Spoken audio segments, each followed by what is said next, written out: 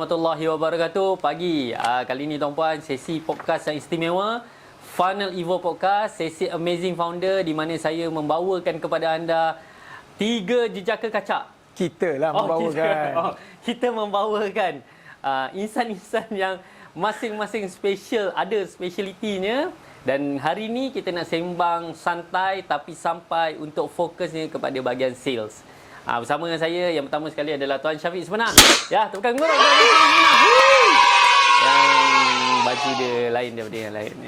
Yang kedua, Tuan Fadi Ghazali, tak perlu diperkenalkan lagi. Mana kamera? Ya, semua. Ya. Dan saya sendiri, Tuan Pudin, CEO Urus Orang. Ya, insyaAllah. So, ini rasanya ni first time kita buat podcast selepas Hari Raya lah. First time lah kan. Lepas Hari Raya, cuti raya lama juga tu. Seminggu, 2 minggu juga kan. So, kita mulakan dengan topik santai dulu lah. Macam mana pengalaman raya tahun ni? Siapa nak mula dulu? Saya dulu. Saya demam. Demam? Ya, itu pengalaman. 3 kali test, 1 je positif, 2 negatif. So, consider dia tak COVID positif, lah. negatif. Oh, so negatif. Negatif. So, raya tak berapa nak raya lah. Duduk saja kat rumah. Tidur, bangun, orang datang beraya pun kita tak keluar. Takut orang lain berjangkit kan. Cuma lepas tu lah berjalan-jalan sikit. So, raya tahun ni, raya demam. Ya, gitu deh. Tapi, Saya, tagline saya lah, masih di KL. Sebab saya bekerja di KL, buat bisnes pun di KL, semua pun di KL. So, saya tidak ke mana-mana. So, saya berada dekat sini. Tapi Alhamdulillah, walaupun saya raya di KL, kemeriahannya tetap dapat dirasakan. Boleh baring atas jalan lah. Boleh baring atas jalan tu nikmat. Satu benda yang orang lain tak tahu. Hari raya ketiga kita tengok wayang, tu biasa. Tak KL lah kalau tak tengok wayang kan. Tak Budin. Macam mana? Oh, saya tahun ni macam biasa, baju raya telah ditetapkan oleh isteri. Saya dah pasti Tuan Nipit dengan Tuan Hadi macam mana? Of course. Walaupun kita kat office kita dengan orang, tapi di rumah kita diarah. So baju tahun ni kalau definisi lelaki color hijau. Tapi kalau definisi perempuan dia ada definisi hijau emerald green. So nak cari baju pun dah satu azab dah. Tapi alhamdulillah syukur isi saya dah tahu saya dia pergi beli sendiri. Okey. Kan. Kemudian untuk anak sampai tahap kena pergi ke tempat sini tak ada, pergi ke sini tak ada, sampai pusing sampai pergi ke Kelang demi untuk mencari baju. Ada brand ke baju? Baju tak ada brand. Baju tak ada brand. Tak boleh nak sebut brand. Sebab kalau sebut brand, nanti kalau saya salah sebut, founder pergi hentam saya. Founder cari saya. Janganlah hentam. Saya nak tambah lah. Saya ada satu kisah pasal tadi Tuan Pudin ada cakap. Dia trigger satu point. Bila Tuan Pudin cakap, isteri dah tahu saya suami. Benar apa yang dikatakan, saya juga begitu. Tapi ada sekali tu, saya macam teringin lah nak ada design saya kan. Jadi saya pun macam acah-acah macam saya lah nak membeli kan. Dan benda pertama yang saya pening kepala adalah saya tak tahu saiz baju dia. Bila saya tak tahu saiz baju dia, saya pergi tanya dengan dia. Dia keluar era yang kedua. Abang dah kahwin berapa tahun tak tahu saiz baju ayang. Kan. Jadi itulah kita lumrah lelaki nak macam mana kan. Yalah, betul. Saya memang selepas kahwin lebih 1 dekad ni, saya pegang pada satu benda. Jangan beli kalau tanpa ada dia. Kalau kita beli, dia ada 2 potensi berlaku. Satu, kenapa beli? Yang kedua, this is not my cup of tea. Saya tak pasti Tuan Fadi macam mana? Sama.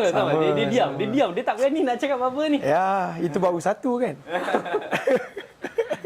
Dia cakap bukan saya cakap. Itu baru satu kan. Kalau 2, 3, 4 Okay, bab tu kita tak boleh nak komen lebih lah. So raya tahun ni dia agak lain banding raya tahun lepas. Sebab raya tahun ni dia tak ada, dia kembali macam sebelum PKP, dia tak ada sekatan. Ya, betul. So bila nak balik tu, dia alhamdulillah syukur kita punya raya hari Sabtu Ahad. Dan orang ramai dah cuti awal. So plan raya in term of nak jam atau apa semua tu, kita boleh plan awal untuk elak jam lah. Tapi raya tahun ni kan, yalah, itu raya tu biasalah tu kan. First time dalam hidup saya kurang gemar pergi tempat ramai-ramai orang ni. Saya tak apa nak gemar lah. Tapi raya tahun ni saya just nak, orang Kelantan panggil cari suasana, nak kau suasana. Jadi dekat rumah saya ni, dalam 2 kilo daripada rumah saya ni, dia ada bazar Aidilfitri tau.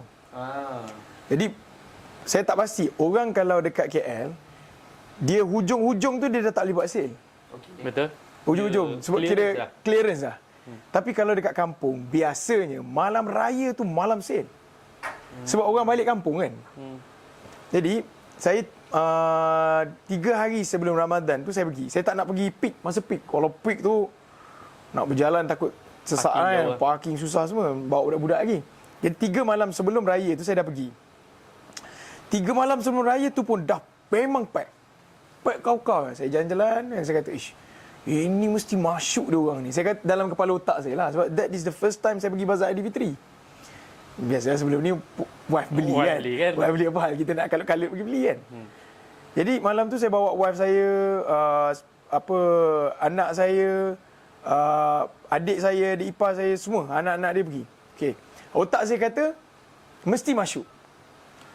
And then, keesokan harinya saya berjumpa dengan salah seorang, bukan keesokan harinya, selepas raya, saya jumpa dengan orang yang berniaga dekat bazar Aidilfitri.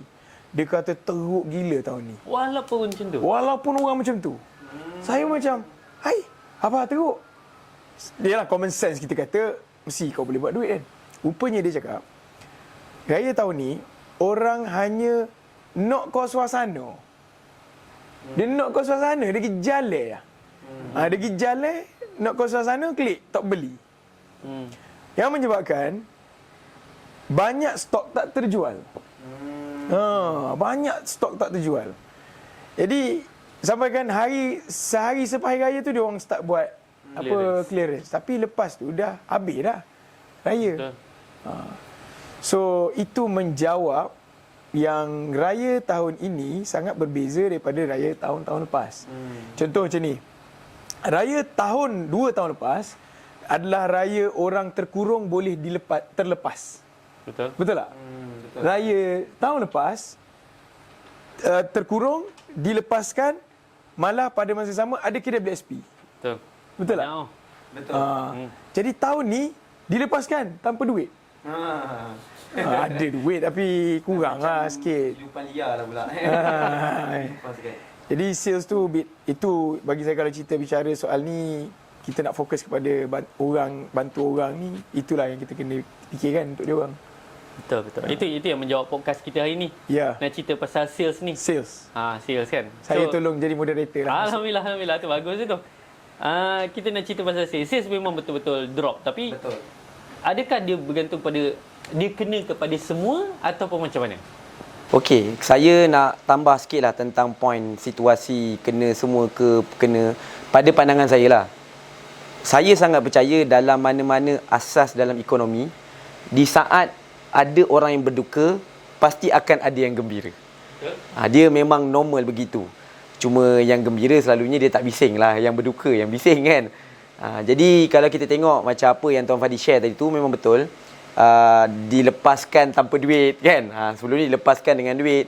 Tapi saya suka ambil pengajaran daripada satu case study yang pernah dibuat oleh Google kira-kira 5 tahun lalu, yang dipanggil satu formula ataupun teori yang dipanggil Zero Moment of Truth. Kalau tak percaya boleh cari dekat dalam Google apa tu Zero Moment of Truth. Yang mana ZMOT ni adalah merupakan satu kajian yang dibuat oleh Google kira-kira 5 tahun 6 tahun lepas lah, tentang behavior pelanggan. Sebenarnya kalau kita tengok zaman dulu-dulu, behavior sangat berbeza. Orang pergi jalan tar, beli memang laku kan. Tapi behavior berubah 6 tahun kebelakangan bila mana adanya social media, adanya Google. Dan saya percaya mungkin sekarang ni tak ada orang keluarkan teori apa lagi. Tapi saya percaya dia bukan tentang orang tak membeli. Cuma pattern pembelian orang berubah. Jadi cuma formula tu tak ada masalah yang teori lagi apa dia. Terutamanya bila wujudnya TikTok. Yang saya percaya sebenarnya banyak orang buat duit di TikTok waktu raya ni. So bukan semua. Honestly kalau tengoklah, kita tak tengok orang lain lah. Kita tengok saya sendiri kan. Sebab saya ni yalah, kalkulatif sikit lah senang cerita. Saya setuju bila mana saya pergi ke satu tempat, dia bukan nak suasana, saya akan usah harga. And then bila dah sampai satu tempat, hatta nak tukar tayar ke, nak servis kereta ke, ataupun nak beli barang apa-apa, kita pergi ke kedai. Tapi bila toke tu cakap, okey harga sekian-sekian. Okey, brand apa? Macam mana? Okey, saya akan terus buka Google. Harga produk apa-apa, harga berapa. So andai kata benda tu murah, saya akan petikaikan balik. Malah saya pernah pergi yang waktu raya tu lah, nak beli wife saya baru tengok tirai dekat rumah tu, nak belilah tirai untuk tingkap tu. Dah tengok dekat TikTok, dia dah keluar dah. Saya kata relax dulu, kita pergi jalan dulu. Pergi jalan dekat satu kompleks ni, tengok harga dekat kedai tu lebih kurang dalam RM90 lebih kan. Tapi wife saya tu cakap, bang mahal bang, dekat TikTok baru RM50-60. So kita pergi, memang kita just tengok je lah. Okey, baik, terima kasih, kita balik beli online. So trend pembelian pun memang kalau tengok, saya sendiri memang kalau beli pergi kedai, online, tengok review, tengok harga, dan beli online lah. Tunggu lah. Sebab bukan urgent nak beli sekarang pun. Betul. So itu secara tak langsung dia drop kepada orang yang fokus kepada offline lah. Kalau tanya saya. So kita boleh buat satu kesimpulan, orang masih membeli, cuma dia tak beli dengan kau. Itu saja. Betul. Orang beli je, orang tak beli dengan kau je. Tapi kau pula sibuk kecoh kan. So the point is, kita kena buat perubahan lah. Betul. Kalau orang berubah, kita tak berubah, maka kita akan apa dia panggil, dibunuh oleh keadaan lah. Bisnes kita akan dibunuh dengan kejam. Dipotong, dikerat berapa belas oleh keadaan market yang berubah tu kan. Potong, kerat, masuk simen dalam tong. Seal, tak jumpa kesudah kan. Cuma saya nak membawa satu lagi topik berbincangan yang berkaitan lah dengan benda ni kan. Yang saya percaya soalan nombor 5. sebab dia ada kaitan, kita patah sikit. Jadi bila berlaku senario ni lah berlaku kat Malaysia, terutamanya banyak usahawan yang terkesan bila mana isu-isu yang raya ni berlaku, pastinya antara soalan yang mula orang duk tanya adalah what is the new marketing trend yang berlaku sekarang ni kan. Since kita kata tadi bukan orang tak membeli, tapi orang membeli kat tempat lain. So apa trend marketing yang orang kena opt in sekarang ni kan. Jadi mungkin saya nak bagi pada tuan-tuan kan, mungkin boleh share sedikit apa new trend marketing yang tuan nampak sekarang ni. Kita bagi Sifu dululah. Tuan Fadi pun dah ada 300,000 follower TikTok. Tanya Tuan Fadi. So, apa trend Tuan Fadi? Trend tak ada tempat lain, TikTok je. TikTok is the trend. Sebab dia panggil impulse buying kan. Betul tak impulse buying? Betul. Apa maksud impulse buying? Impulse buying ni orang tu tak fikir nak beli lah. Tak ada plan. Saya tak ada plan nak beli. Saya ambil contoh lah. Hari tu, bukan 2 hari lepas, sampai satu parcel kat rumah saya tau. Saya pun tak ingat siapa saya beli. Sampai parcel, saya buka. Apa aku beli buka. Rupanya saya beli neck massage tau. Lain macam. Neck massage tu harga, tak ingat lah, RM19 macam tu lah. Neck massage tu, bawa kereta, dia akan massage tengkuk kita. Jadi saya kata, siap lah aku beli benda ni. macam there's no plan at all lah, beli benda tu. Jadi once saya tengok, saya kata, bang, awak beli kat siapa tu? Saya kata, beli kat saya lah. Bagi kat saya lah, sebab dia bawa kereta kan. Saya kata, okey lah, bagi. So I don't have any plan untuk beli benda tu. Tapi bila dia lalu dekat wall, dan kita rasa, bagus lah benda ni, harga dia pun kena, kita pun beli. Dan zaman sekarang, TikTok ni, to be honest lah, tak sedar pun kita terbeli. Sebab kita link dengan Touch 'n Go. Macam saya link dengan Touch 'n Go e-wallet. Klik pap, dah bayar dah. Tanpa gitu. Ini sembang-sembang T20 tuan-tuan. Bukan. RM19 je pun. RM19 je pun. Jadi saya ambil contoh lagi. Baju t-shirt. Sekarang ni, dulu saya beli baju t-shirt biasanya lah, kita suka yang kosong kan. Beli dekat Uniqlo kan. Sekarang ni banyak dekat TikTok. Lalu, dia tengah buat review kan. Review, saya kata, baju ni okey kan, nice lah. Harga pun RM12 je. Ini mesti brand ZK RM19 tu. Ada banyak brand. Saya beli semua.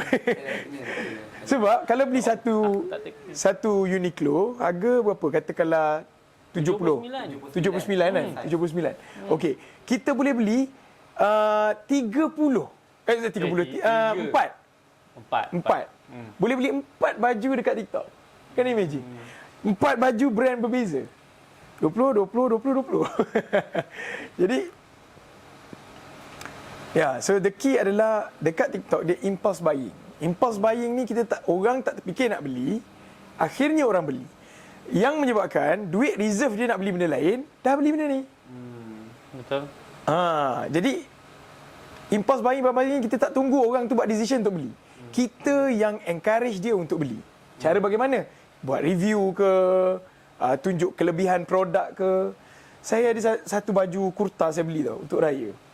Saya duk fikirlah nak belilah apa-apalah, any brand lah yang famous kan. Saya pun tengok dekat TikTok tak ada brand. Dia tunjuk satu tau. Baju ini adalah elastik. Baju kurta tu elastik tau. Saya tu kurta elastik maksudnya baju tu akan nampak very straight lah kan. Terletak lah. Terletak. Saya beli. Memang elastik. Harga RM20 macam tu. Jadi saya fikir dah nak beli tapi dia impulse buying tu. That's the different now lah. Zaman dulu 2012 wujud Facebook. Facebook tu pada ketika itulah impulse buying sangat gila. Sebab apa? Kita main Facebook nampak produk kita beli. Tapi dulu dengan kapasiti kena copy nombor, WhatsApp, klik sana, klik sini, itu proses pembelian itu susah pun orang boleh buat juta. Sekarang proses sangat mudah. Jadi bagi saya the key sekarang ni TikTok and impulse buying. Jangan tunggu orang, kita suruh orang beli. Give them ideas to buy. Betul. Gitu. Betul. Macam mana Tuan Budin pula? Kalau saya sokong. Tak kisahlah apa produk sekalipun, walaupun servis. Tak kisahlah apa sekalipun, yang penting sekali dia marketing. Marketing adalah buat orang nampak. Dan trafik yang paling tinggi sekarang ni berada di TikTok.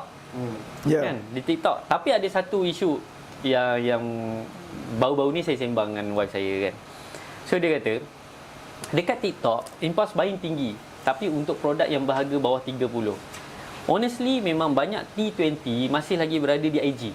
Orang berduit masih lagi banyak berada di Facebook dan IG. Tapi trafik tinggi di TikTok. So dengan arti kata lain, kalau kita buat apa-apa produk atau servis, kita memang kena main di TikTok untuk kita punya branding awareness, untuk orang nampak kita. Tapi jangan kita abaikan dengan IG dengan Facebook ni. Sebab masih ada lagi kuasa membeli di situ.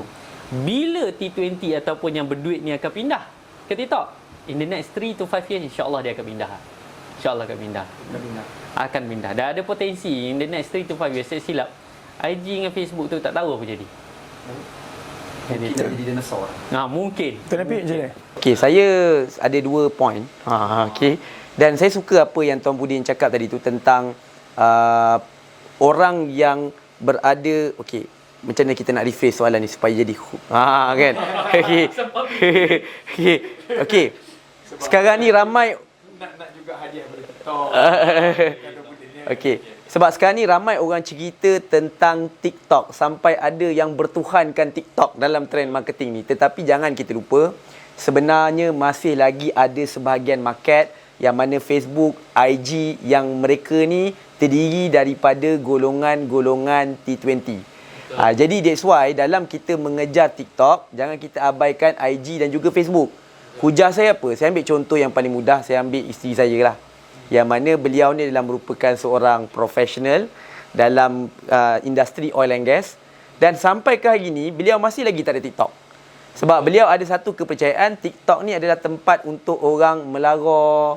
Dia merasakan TikTok ni adalah macam Tinder. Tempat untuk orang macam flirt-flirt kan. That perception terhadap, sebab nama pun TikTok kan, macam lentok kan. Macam ting-tong lah kan. Jadi dia golongan-golongan begini tak semuanya masih lagi berada di dalam platform tu. Jadi TikTok kita boleh gunakan, tapi jangan lupakan FB dan IG. Malah saya baru-baru ni ada jumpa salah seorang usahawan yang mana beliau menggunakan TikTok, walaupun FB dengan IG beliau dah establish, adalah tempat untuk beliau dapatkan database. Jadi beliau jual produk-produk yang low entry, yang harga bawah RM50.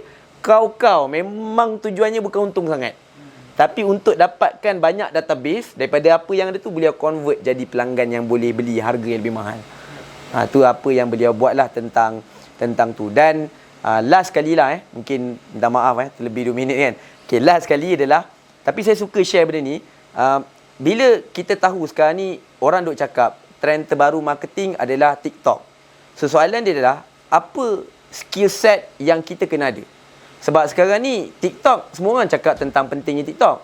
Tapi tak ramai orang share tentang apa yang kita perlu buat untuk kita kuasai TikTok. Dan kalau kita ingat, waktu zaman offline dahulu, skill set utama yang kita kena kuasai adalah kemahiran bercakap. Kalau kita pandai bercakap, waktu offline dulu kita nampak dominan sikit, kita akan lebih dapat trusted dan orang akan lebih mudah untuk buat bisnes dengan kita. Tapi bila masuk era Facebook, skill set tu tak boleh pakai. Sebab kalau kita masih lagi ada skill set tu, tak tambah skill set menulis, maka kita akan ketinggalan. That's why waktu tu copywriting menjadi satu skill set utama. Bila masuk era IG, skill set yang kita kena adalah skill set ambil gambar. Dan bila masuk era TikTok, skill set utama yang kita kena kuasai adalah kemahiran dalam membuat video. Jadi lain platform media sosial, lain skill set yang kita kena kuasai. Jadi kita tak boleh selesa dengan platform media sosial dan skill set lama yang kita ada. Kita kena berubah. Kalau tak, kita akan diubah. Okay, kita break dulu kan? Ya, kita break Ya, terlebih kita dahulu break dulu. tuan-puan. InsyaAllah. Ada orang dah angkat ni. Ya, Break. insyaAllah lepas ni kita sambung balik dengan topik yang lebih panas. Yes. Masuk mungkin topik politik.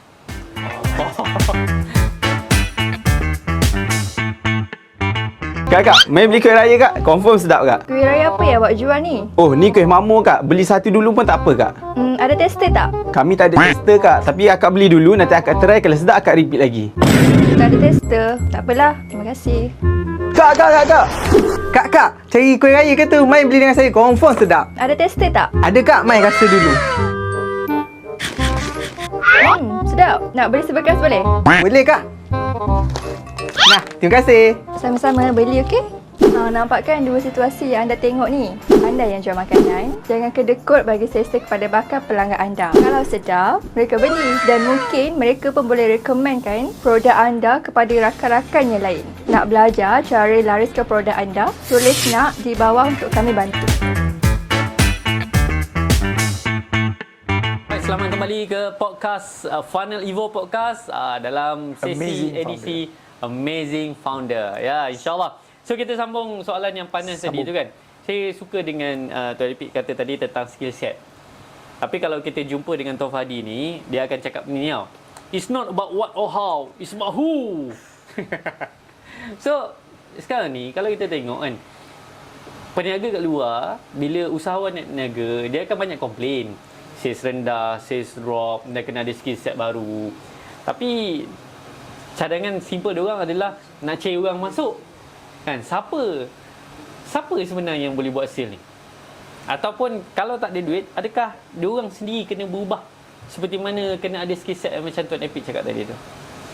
Bila kita ni start up, tak boleh lari daripada memiliki skill set utama. Start up. Jadi maksud start up ni awak kena buat sendiri lah.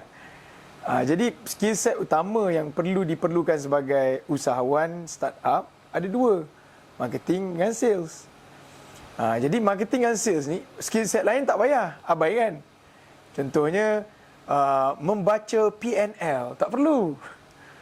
Melihat fokus pergerakan ekonomi tak perlu. Lagi benda-benda lain tu tak payah. Yang kita perlu adalah cara marketing, cara sales. Zaman sekarang marketing, nak buat marketing adalah kita macam tadi kena buat video. Skill set buat video. Buat video pun janganlah over berfikir sampai tak buat apa-apa. Buat je. Dan buat saja video. Apa lagi skill set marketing yang diperlukan? Buat video. Nombor 2, buat ads. Buat iklan berbayar supaya cepat untuk kita capai destinasi kita. Macam tadi pun saya ada coaching dengan salah seorang kita punya presiden, Puan Saira, untuk buat dapatkan customer 3,000 orang. Okay, macam mana nak buat? Salah satu dia dah bersedia untuk buat paid marketing. Kena belajar paid marketing. Jangan, kalau nak buat sendiri boleh, tapi paid marketing ni dia bahaya disebabkan dia akan bakar duit. That is the skill set. Nombor 2, skill set sales. Apa yang perlu kita buat? Kita kena tahu macam mana nak buat sales, funnel, macam mana nak craft offer yang baik, offer yang bagus, nak bagi free gift yang bagus kan. And then launching strategi, follow up, database, macam-macam lagi. Tapi key dia marketing, sales, dua benda ni. Di mana platform kita nak start? Definitely first platform yang kita perlu utamakan pada zaman sekarang adalah TikTok. Itu platform lah. So guna platform tu sebagai kita punya base, and then konten-konten yang sama tu letaklah dekat IG. IG tu dekat Reels, confirm. Reels yang sama akan pergi kepada Facebook Reels. Kan? Letaklah dekat Shorts, YouTube. Benda yang sama. Anak saya buat dekat Shorts, YouTube. Anak saya, dia tak ada TikTok lah. Definitely saya takkan suruh dia buat TikTok.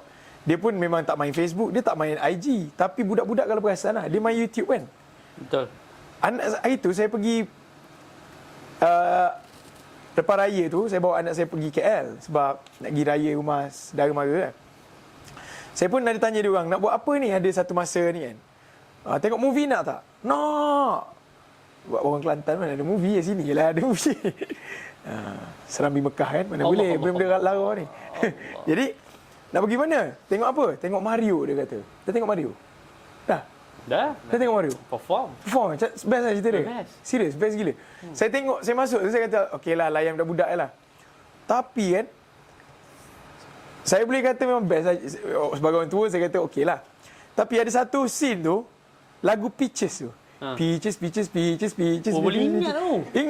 Sebab apa tau? Lagu tu, bila dia start main piano tu, anak saya kata, ni lah dekat YouTube. Dia kata. Saya pun kata, kau dah tengok sebelum... Yalah, biasa kita tengok trailer kan, dia dah tengok dah. Peaches. Jadi lagu tu diulang-ulang, dalam kereta pun ulang-ulang je lagu tu. Tapi nak ceritanya, dia orang tahu banyak perkara melalui Shorts. Betul. Dia orang tahu banyak perkara. Dia tahu Tesla, dia tahu macam-macam. Anak saya sampai, saya kadang macam, kalau umur 7 tahun, aku tak tahu pun benda-benda ni semua zaman dulu lah. Sekarang ni 7 tahun, dia tahu banyak benda. Dan dia orang ni, attention span pendek je dia orang. Dia tak boleh tengok video lama-lama. Walaupun dekat YouTube. Melainkan video game. Orang tengah main game. Tak tahu, Tuan Pudin anak macam tu? Sama. Tuan Napi, anak perempuan macam mana? Main sama je. So, tapi banyaknya dia tengok Shorts. So, anak saya pun, dia start create video Shorts je sendiri. Dia buat bagi handphone kepada dia untuk dia buat video Shorts. Saya memang encourage dia untuk buat benda tu. Sebab saya nak suruh dia punya brain tu bergerak. Kreatif punya part lah kan. Okay. Zaman dulu kita main game, nak suruh kepala otak tu kreatif kan. Tapi game tu dah ada. Dia bukan berfikir untuk create that game, just untuk win the game. Sekarang ni, dia create benda tu. So that dia kreatif lah. Dan dia ada reward. Dia akan tengok berapa like. Jadi saya buatlah channel family saya. Saya nak saya satu channel. Dia ada Cool Jam. Oh, see? Okay, ada video kat dalam tu? Ada. Saya lah tukar rekodnya. Oh, bagus lah. Saya kena buat nampak. Dia orang buat. Saya anak saya umur 7 tahun kan. To be honest lah, saya kata, okay Wafi, this is your task. Abang dia dah buat satu video. Dah ada like banyak lah. So, adik dia ni tengok abang dia buat, okey lah. Saya bagi task kat situ. So, dia buat satu video tau. Dia macam ni. Dia buat macam ni. Contoh ni pen kan. Dia buat macam ni. Tangan dia bergerak macam ni. Dia pun stop. Dia alih pen. Hilang. Macam bantal. Dia buat gerak. Tangan dia nak ambil bantal. Dia stop. Dia alih. Hilang. Saya pun tengok. 7 tahun kau boleh buat idea kreatif macam ni. So like. Takkanlah orang tua tak boleh nak buat kan. Budak 7 tahun. So the key adalah pilih satu platform. Go ahead. Buat lah. Buat je lah. Cuma yang satu platform tu fokuskan kat situ. Fokus lah. Tapi ambil tu campak je lah dekat tempat lain. Sebab fokus yang platform yang kita nak fokus adalah platform yang memberi reach yang banyak. For now TikTok lah. Dan TikTok sangat baik kepada orang. Contoh Pudin kan. Dapat hadiah kan. Alhamdulillah. Tak habis lagi dia punya ungkit tu. Saya dah pergi tengok lah hadiah tu pegang. Saya tak ada emosi, tak apalah. Okey, abaikan mereka berdua yang tuan-puan berkenaan dengan hadiah TikTok tu. InsyaAllah one day nanti ada rezeki. InsyaAllah. Saya telefon lah TikTok tolong hantar kat dua orang ni. Saya dah mesej dah TikTok tadi. Dia orang tak reply. Dia select. Sekarang ni TikTok dia memang select kepada... Tak read pun. Okey, kita sambung pada topik kita sekarang ni. Kalau Tuan Nipit, macam mana Tuan Nipit? Okey, saya rasa sebenarnya saya rephrase balik lah soalan Tuan Budin kan. Saya rasa kebetulan saya salah. Bila kita buat bisnes ni, kadang-kadang kita usahawan ni keliru dalam keadaan apa yang penting sebenarnya dalam kita nak buat bisnes. Sama ada penting untuk kita pergi buat marketing and sale ke, ataupun penting kita nak kena cari orang ke, kan? But in the end of the day, kita kena faham the idea dalam bisnes, kita tak sepatutnya in the business. Kita sepatutnya on the business. Tetapi saya juga setuju, bagaimanapun penting, siapa juga pun penting. Cuma saya percaya setiap nasihat itu sesuai pada fasa dan ketikanya. Sebab tu saya nak share, ada satu bahan bacaan yang saya baca lah waktu raya kan. Dan yang mana dia menceritakan tentang mana-mana bisnes ni dia akan ada 3 fasa. Yang pertama adalah fasa startup, fasa grow, fasa expansion. Dan setiap fasa ni dia ada motor dia. Fasa startup, motor dia adalah tak perlu tunggu sempurna untuk bermula. Itu fasa dia. Jadi key dalam startup adalah buat je. Dia tak perlu pandai, dia perlu berani. Dan bila kita pergi fasa grow, dia punya motor dia kena tukar. Kalau kita masih lagi bawa motor tu, end up itu yang jadi macam-macam bisnes kita buat tu, kan? Semua hijau kan? Jadi banyak sangat bisnes, hujungnya kita kena polong balik kan? Jadi bila fasa berkembang ni, ataupun fasa grow ni, dia punya motor dah berubah. Motor untuk fasa berkembang ni adalah siapa lebih penting daripada bagaimana. Dan bila kita pergi pada fasa expansion ni, mana fasa yang kita nak pergi lebih besar ni, dia punya motor pun dah berubah. Kalau tadi siapa lebih penting daripada bagaimana. Tapi motor pada fasa expansion ni lebih kepada untuk kita berkembang, kita kena rela kehilangan. Kita ambil contoh yang paling mudah. Jack Ma, yang saya percaya semua orang kenal kan. Jack Ma ni salah seorang adalah merupakan founder kepada Alibaba. Yang mana billion dollar company, tetapi beliau hanya pegang 7% stakeholder dalam syarikat beliau. Kalau nak dipikir beliau ni nak ada satu mindset ownership ataupun memiliki, tak mungkin beliau ada 7%. Tapi itulah mindset orang yang dah level jerung-jerung ni. Dengan kebanyakan usahawan kita ni masih lagi ada mindset bisnes ni mesti kena memiliki kan. Mesti kita kena jadi gaya tokek lah baru jadi buat bisnes. Itu namanya bisnes. Tapi mentaliti tu sebenarnya tak boleh pergi jauh. Dia boleh sampai satu takat tertentu saja. Sebab tu nasihat tu perlu berubah mengikut fasa perubahan bisnes. Itu yang saya nak jawab secara lebih keseluruhannya. Betul. Kan. So saya nak tambah sikit lah kan. Mostly sebab kita pun dah biasa coaching orang ni. Kan? Jumpa orang, jumpa dengan usahawan. Dan yang soalan saya tanya pun kadang-kadang memang itu soalan yang dia tanya kan. Apa nak kena buat? Siapa nak kena bawa masuk? Tapi kadang-kadang ada certain orang ni yang kadang kita tak boleh nak bantu sangat. Maksudnya macam mana? Dia lebih banyak bertanya berbanding yang buat. Kan? Banyak sangat bertanya ni. Lepas tu bila jumpa balik sebulan lepas tu, tak buat lagi. Jumpa 2-3 bulan masalah yang sama kan. Tapi komplain pasal sales tu begitu juga. So kalau tanya saya soalannya apa skill set yang kena ada kan, tak kisah, memang betul lah saya sokong startup ataupun apa dia memang dia buat dulu kan. Startup fasa apa tadi yang kedua tadi? Grow dia who. Fasa yang ketiga melepaskan. Tapi dalam setiap fasa ni dia mesti kena ada action yang perlu dibuat. Instead of banyak bertanya, banyak berfikir, dia kena belajar dan terus buat. So skill set yang bagi saya penting, yang macam first kali Tuan Fadi bagi tahu tadi, is either you change or you die. Nak change kena bertindak. So kalau sales kita tengah drop sekarang ni, tak kisahlah, mungkin sekarang ni TikTok, in the next 2-3 years kita tak tahu channel apa yang akan naik pula. Yang penting set sekali tu, dia akan ada fasa yang kena berubah. Instead of banyak sangat bertanya, tengok apa yang jadi tu, buat je lah. Pasal ni kalau tanya saya pasal TikTok saya pun, itu pun sebab cabaran yang dibuat kan. And then buat je lah. Dan menyebabkan bila dah buat tu dia jadi lain daripada apa yang saya expect kan. So itu sikit sebanyak lah kalau tanya saya berkenaan dengan tu. Soalan ni lah, kita cakap pasal orang tu satu hal juga. Kalau tanya pengalaman Tuan Nepit dengan Tuan Fadi kan, apa pengalaman sales ataupun bisnes yang paling teruk yang rasa boleh jadi inspirasi lah kepada pendengar ataupun penonton kita? Pengalaman sales yang paling perit kira rasa macam what the kenapa jadi macam ni? Tu yang paling perit sekali. Apa dia?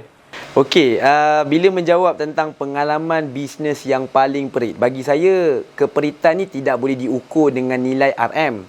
Sebab perit tu adalah pada rasa. Kadang-kadang ada orang dihilang 6,000 pun perit tu lebih hebat daripada orang yang hilang 1 juta. Sebab tu ini kalau nak cerita teori ni, cerita teori jiwa ni dia lain lah kan. Tapi nak dipendekkan cerita, saya punya pengalaman paling perit lah adalah saya hilang 6,000 kan. Tapi dia bukanlah banyak pun 6,000 tu. Tapi dia punya pengalaman tu adalah ketika saya ingat lagi waktu saya berniaga kali pertama di universiti. Saya masih ingat lagi ketika di universiti, bisnes yang pertama lah, antara yang pertama saya buat adalah saya menjual t-shirt. Yang namanya t-shirt tu I Love UTP. Sebab saya daripada UTP. Jadi saya buat t-shirt tu oleh kerana t-shirt tu adalah t-shirt yang tengah trending dekat mana-mana universiti. Semua orang ada I love UM, I love UPM. Saya buat I love UTP. Pendek cerita, idea keluarnya untuk buat bisnes tu adalah datang daripada rakan-rakan event. Sebab saya masa zaman kat universiti, saya memang aktif dengan event. Sebenarnya tu titik tolak saya buat bisnes tau. Saya sebenarnya bukan orang bisnes, saya orang event. Saya memang suka buat co-curricular. Macam mana saya terjebak dalam bisnes first kali, saya buat t-shirt tu. Oleh kerana mereka ni bagi idea. Biasalah bila kita ada kawan-kawan ni, memang duk mencadangkan ramai. Oh, jom kita buat ni, jom kita buat ni. Ramai-ramai lah konon nak share partner. Adalah dekat 6 orang buat. Tapi macam biasalah bila nak keluarkan modal waktu tu kita tak keluarkan sebab kita ada supplier yang dia bagi kredit dulu. Jadi dipendekkan cerita, 6 orang buat, saya lead lah. Itulah keluar I Love UTP tu. Nak dijadikan cerita, mungkin calculation matematik tu salah. Kita pun print lah t-shirt tu sebanyak-banyaknya. Hujungnya yang terjual hanyalah sebahagian. Jadi stok yang melambak tu dan hujungnya supplier kejar dalam lebih kurang 6,000 kredit. Yang lain semua angkat tangan, saya seorang yang menghadap benda tu. Dalam keadaan masih lagi belajar, tak ada sumber pendapatan. Tetapi daripada situlah titik tolak. Saya mula berfikir macam mana nak selesaikan 6,000 tu. Dengan benda itulah sebenarnya menjadikan apa yang jadi hari ni lah kan. Itulah cerita dia. Kan? Sebenarnya pengalaman pertama paling berat. Tu je lah. Tak ramai orang love UTP lah maksudnya. Tok Budin, apa pengalaman? Pahit? Saya, dia tak adalah pahit sangat. Dia macam ni kata lah, rasa lah kan. Tapi along the way tu, dia macam, dia pahit tu adalah rejection lah. Rejection. Waktu saya tahun 2010 ke 2011 tu, waktu tu belum dapat kerja. Habis daripada, kita universiti yang sama kan. Habis tu, saya pun buat bisnes juga. So dalam keadaan bisnes ni kadang orang yang buat bisnes kadar kebergantungan dia kepada Allah tu lebih tinggi berbanding orang yang bekerja. Itu pendapat saya lah kan. Sebab waktu tu, tak ada duit, macam mana aku nak makan ni? Kan? Bila jumpa orang reject. Sampai saya tahap kan kadang saya pernah sekali tu lepas solat Jumaat orang keluar macam tu je. Saya dengan seorang sahabat saya habis solat Jumaat berdiri kat situ, bang untuk anak pandai bang. Tengah hari panas kan. Tapi dengan tak ada orang kontak. Pernah sampai satu tahap bila buat sale tak ada jualan kot. Saya rasa dalam seminggu 2 minggu macam tu. Memang lastly kereta parking tepi nangis. Seorang lah tu kan. So ya Allah, apalah yang aku buat ni ya Allah. Kan?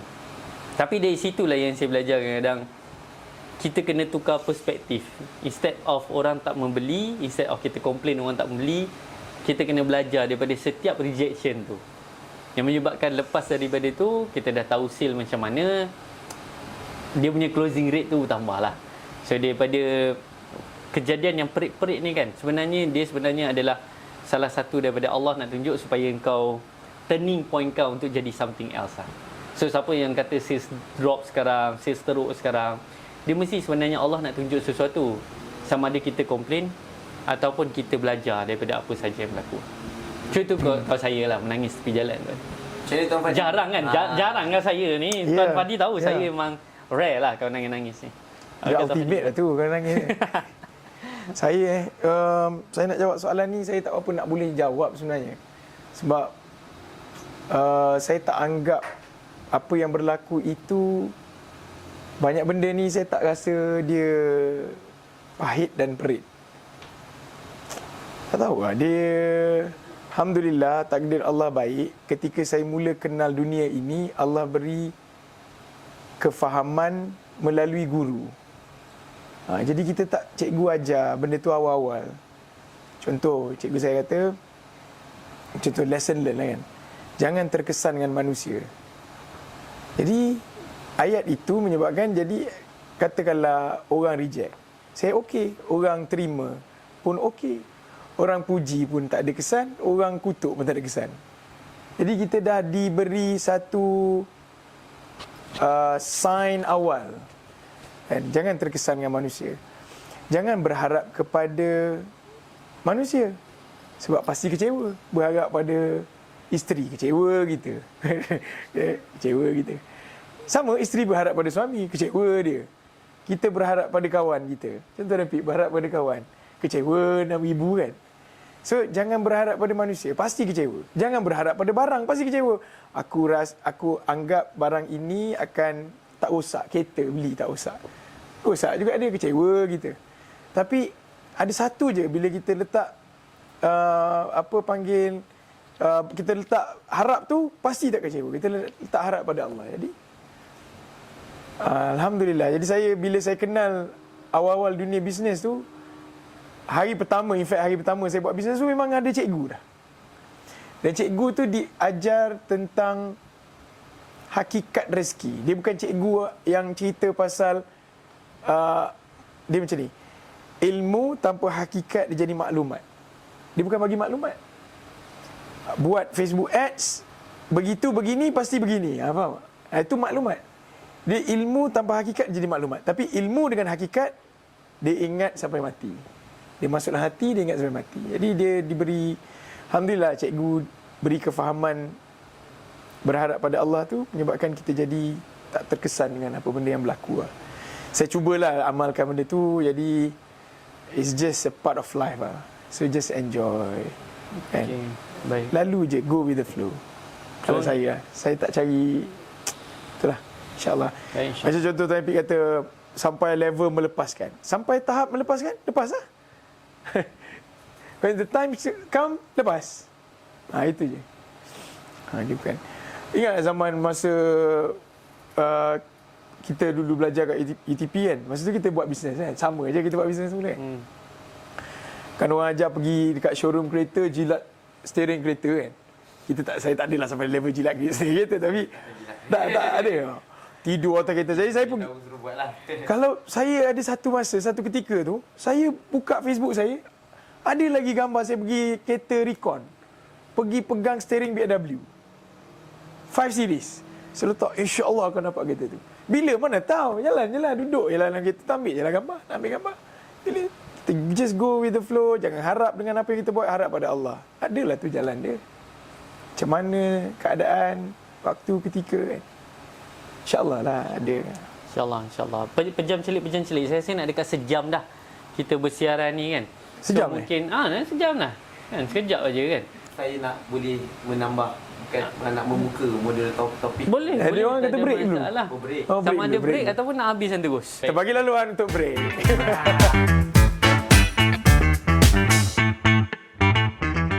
Ya Allah, banyak benda korang bagi kita ilmu. Daripada ilmu yang ada tu nampak dah positive growth. Sebelum ni saya tak tahu yang mask ni boleh jual online. Itu pun selepas saya dapat tahu daripada pandai ibu. Dah boleh cecah sehingga 30,000. Daripada 100 ke 200,000, saya buat almost 1 million.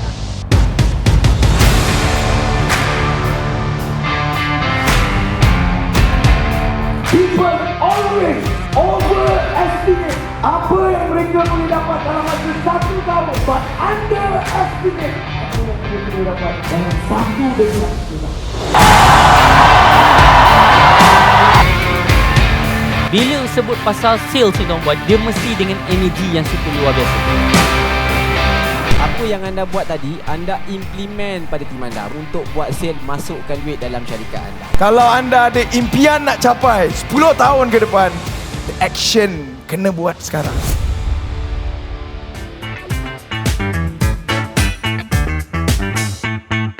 Selamat kembali ke Funivo Podcast dalam siaran istimewa Amazing Founder. Ya, insyaAllah tuan-puan, kita tu yang saya beritahu tadi tu pejam celik dan ada dekat sejam dah kita bersama tuan-puan. So mungkin tahniah kepada anda yang masih lagi kekal menonton ataupun mendengar siaran ni, sebab orang berjaya ni dia apa yang dia dah mulakan dia habiskan. Yes. Kan. So insyaAllah di penghujung siaran ni tuan-puan, mungkin kadang-kadang anda rasa anda lah orang yang paling down sekarang, anda lah rasa yang paling sedih sekarang, anda yang rasa dan dunia ni sales anda yang paling drop sekarang, ataupun anda rasa macam anda memerlukan kata semangat kan. So saya nak jemputlah Tuan Fadi, Tuan Epi untuk mungkin memberikan kata-kata semangat ke, pesanan ke kepada usahawan ataupun yang berniat nak jadi usahawan. Tak kisahlah apa sahaja yang especially bagi mereka yang menghadapi dugaan dan cabaran lah sales lepas raya. Dari segi kata-kata pesanan ni, saya sebenarnya bukan berkata pada semualah, saya berkata pada diri saya lah. Dan untuk saya meneruskan kata-kata tu, saya suka memetik kata-kata daripada seorang ulama terkenal, Jalaluddin Ar-Rumi. Yang mana Jalaluddin Ar-Rumi berkata, dia kata apa?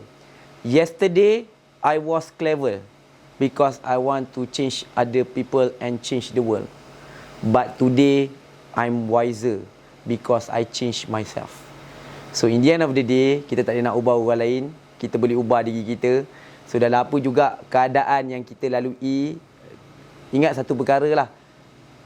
Di saat bila kita berada di dalam graf hidup yang paling bawah, yang selalu dalam teori-teori barat mengatakan dalam kita nak bangun, kita kena ada self-esteem, keyakinan pada diri sendiri. Tetapi sebenarnya, bila kita berada dalam graf paling bawah, bila mana kita dah tak ada apa-apa, yang tidak ada diri kita, yang kita nak yakinkan pada diri kita pun, sebenarnya keyakinan yang terbaik adalah keyakinan kita pada rezeki yang Allah bagi pada kita. Jadi end of the day, kita serahkan diri kita kepada Allah. Niat kita buat benda yang baik, kita tahu benda tu kita buat kerana Allah, dan kita tahu Allah suka apa yang kita buat. Tolak ke tepi masalah duit, emosi yang ada ni, insya-Allah kita akan pelan-pelan dapat naik balik, insya-Allah. Sebab jangan pernah takut miskin bila kita bertuhankan Allah yang Maha Kaya. Itu saja dari saya.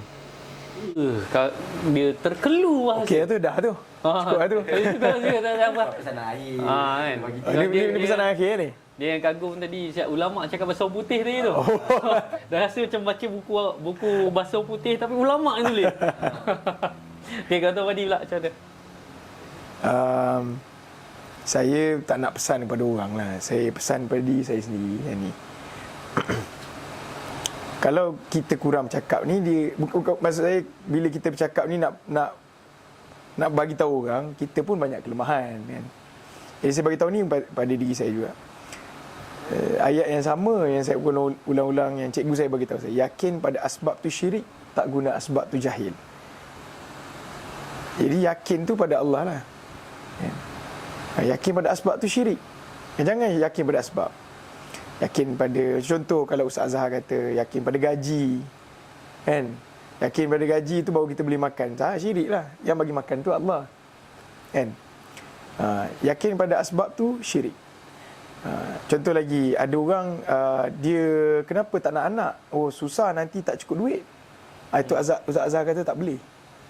Tak boleh. Sebab yakin dia kepada kerja yang dia buat untuk bagi makan kepada anak. Tak, kita yakin pada Allah, jangan yakin pada asbab. Jadi apa saja yang kita buat ni, jangan yakin pada dia. Maksudnya yakin kepada office ke, yakin pada Facebook ads ke, yakin kepada group TikTok ke, jangan yakin. Yakin pada Allah. Tapi ayat nombor 2, tak guna asbab tu jahil. Yakin pada asbab tu syirik, tak guna asbab tu jahil. Asbab kita kena buat lah. Kena buat. Jadi kerja kita buat je. Buat saja, jangan fikir. Sebab dalam satu hadis Nabi kata, kalau tawakal kita seperti burung, keluar perut kosong, balik perut kenyang. Maksudnya burung tu tawakal pada Allah, bukan tawakal kepada dia terbang tu. Dia tawakal pada Allah untuk bagi rezeki, balik dia perut kenyang. Jadi kita pun manusia, kalau burung boleh buat, kenapa manusia yang ada akal tak boleh nak buat kan? Jadi yakin pada asbab tu syirik, tak guna asbab tu jahil. Gunalah ayat tu bila mana kita rasa macam down, atau kita lost, atau kita rasa tak tahu nak buat apa. Guna ayat tu. Yakin pada asbab tu syirik, tak guna asbab tu jahil. Kita buat asbab, kerja kita buat asbab, Allah bagi rezeki, InsyaAllah. InsyaAllah. Begitulah berakhirnya sesi ni. Saya tak nak bagi apa-apa pesanan sebab saya rasa dah macam saya pun dipesan oleh dua orang ni. Okay. So insyaAllah, terima kasih kepada anda yang menonton siaran ni. Ini memang betul-betul fokus pada sales. Mungkin anda boleh tag bos anda ke, business partner anda ke untuk mendengar. Sebab bagi saya konten dalam podcast kali ni dia luar biasa lah tuan-puan. Banyak poin-poin penting yang kita boleh adaptasikan kepada perniagaan kita. So insyaAllah kita jumpa di podcast episod yang lain pula in the next week.